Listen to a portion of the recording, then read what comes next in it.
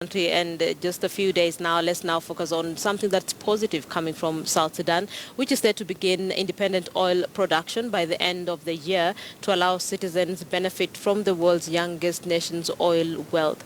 On his first state visit to Nairobi, South Sudan's Vice President Taban Deng Gai expressed commitment to resolve the crisis the country is facing to allow the economy flourish.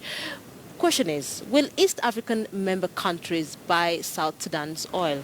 That's the big question.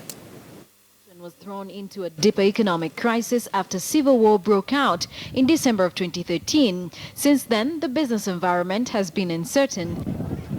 Speaking in Nairobi, the newly appointed Vice President Taban Deng Gai says to forge forward, the country needs its neighbors' support. What the people of South Sudan need is hunger. You are producing a lot of hunger. Kenya here. Is rice. You are producing a lot of rice. You are producing a lot of mafutu. But we belittle this. We don't see this as important. We look on the assistance that come from America, that come from Troika, that come from China. This is not true. You, the Kenyan, you can also help South Sudan.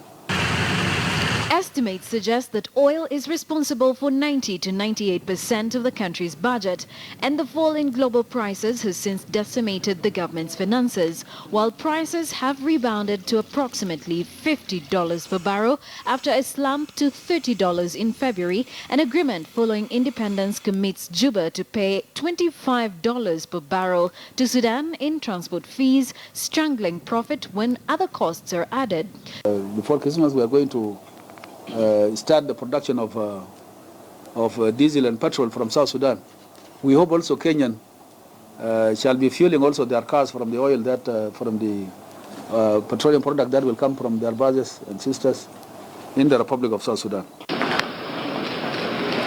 With inflation at close to 300%, the highest level in the world, and the South Sudanese pound dropping 90% of its value this year, since independence, the majority of working South Sudanese are now poorer than they were 10 years ago. The country is going under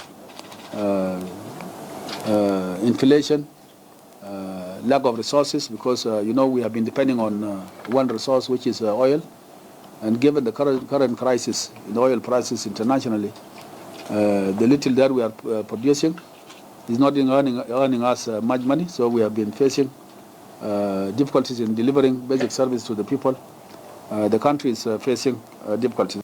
Kenyan banks and other businesses have recorded losses in South Sudan as a result of the continued fighting, and until peace prevails, South Sudan as an investment destination remains less attractive.